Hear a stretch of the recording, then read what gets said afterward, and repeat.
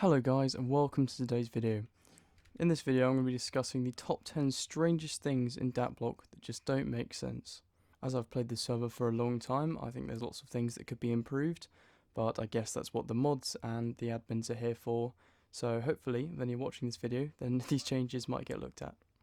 Also guys, remember to like the video if you enjoyed it, and subscribe, and I'll be posting more content like this in future. Number 1. The fact that mobs who have just been spawned out of mob spawners don't actually move. It's something I discovered pretty soon after I started playing Datblock, and I noticed that all animals, as soon as they spawn from a spawner, never move, no matter how long you keep them there until PETA eventually destroys them. I find it's a very strange game mechanic. One interesting thing is that mobs spawned in the wild, for example this chicken here, can move around completely freely and aren't impeded by anything. This clearly shows that there must be some mechanics to do with the spawning system that means they can't move for a certain period of time, if at all. Number 3. The insane price of mending books. Last week I showed you how easy it was to get mending books from any villager as long as you have 64 emeralds and a book. And that's far cheaper than paying the exorbitant prices of today's mending books, which are between $3,000 and $4,000, which I think is insane personally. Like, it's so easy just to go to a mending villager and, maybe spend some money on emeralds, but really, it shouldn't have to cost, I've seen them being sold for 10,000, and that's just way too much. Number 4 is the price of enchanted elytra. Now, I say enchanted purely because I've seen sort of unenchanted elytra being sold for sort of $30,000, and even that is crazy. But I think seeing enchanted elytra being sold for sort of 70,000 and sometimes even $85,000 is completely insane. There are so many available in the end if you're willing to look hard enough, and so many people don't realise that, and so they pay all this money for elytra, even when it's far easier just to go into the end. And you might have for your first pair you may have to cough up because it's very hard to find elytra without already having elytra and fireworks, as you can see I do. So really, if you are starting out in the game, sure, buy your first elytra, but really, they shouldn't be worth this much. Number 4 for this video has to be the general function of PETA.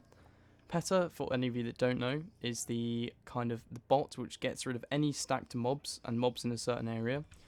And this really impedes on the game. For example, all of these Fletchers who used to, turn all that waste junk from the mob spawner into, useful resources like emeralds, it's all useless now. And this is all a waste of space. In my opinion, I really think PETA should stop getting rid of villagers, because just what's the point? Like, villagers, you would never stack villagers, you'd only ever use them to trade, so. Number 6 is one I've thought about in very many different ways over the course of my time playing Datblock, and that is the reusable safari net and everything to do with that. I've always thought the reusable safari net was far too expensive, usually it costing around 1 to 1.3 million.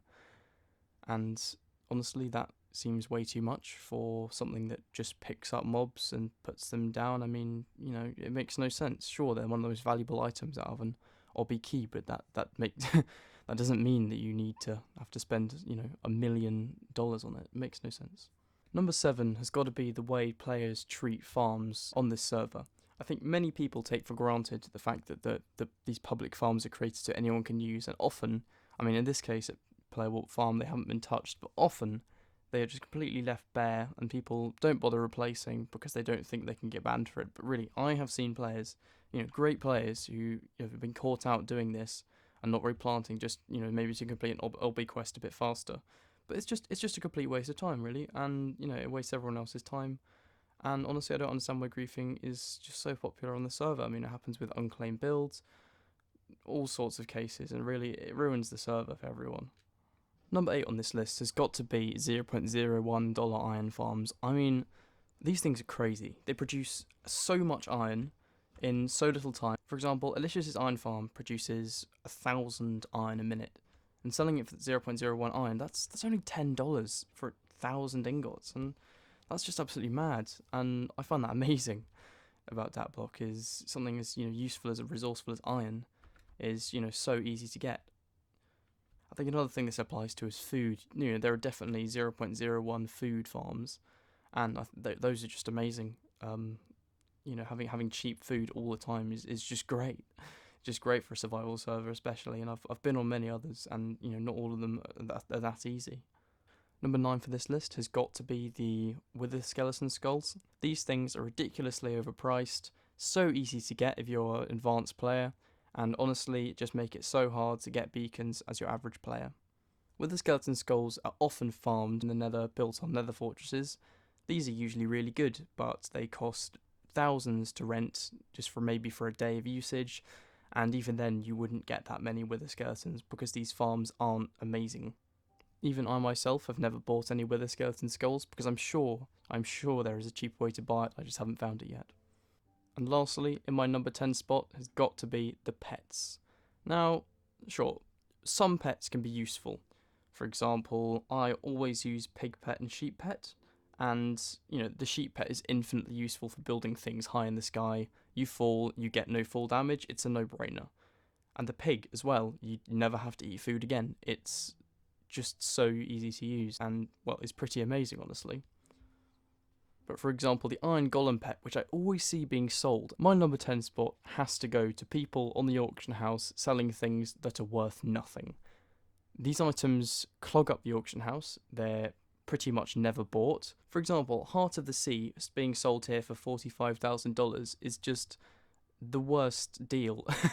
This single name tag probably will never be bought because it's 3 times as expensive as you can buy name tags for, and it takes up valuable space in the auction house for selling something more expensive. I mean, all of you watching, I recommend you never use the auction house for cheap items because people don't look at auction house for cheap items. They look at the /shop for cheap items. So why not use auction house to your advantage by only selling stuff that's going to be bought by a player for a lot of money? Another honourable mention of things that just don't make sense in Datblock Survival is how many royals there are.